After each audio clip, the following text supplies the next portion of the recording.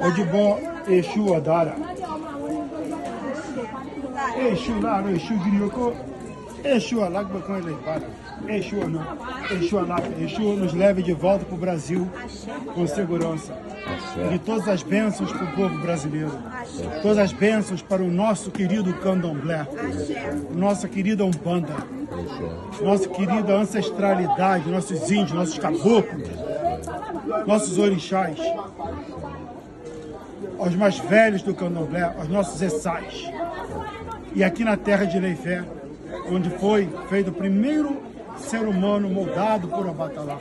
E diante do Jubó da entrada, o Jubó de Exu, na entrada do templo de Obatalá, viu? Vamos aqui. Axé, que Obatalá nos abençoe. E a mensagem para o grupo, Conhecendo Ifá, e para o grupo Efum Axé.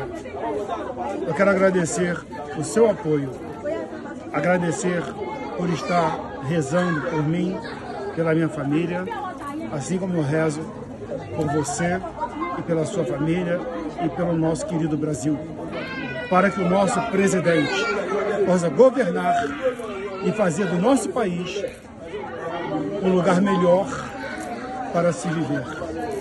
Rezemos por toda a nação. Amo o Brasil, amo a minha ancestralidade africana e amo os orixás. E amo, sobretudo, a Deus Criador. Porque no nosso culto não existe demônio e não existe diabo. Nosso culto existe opositores.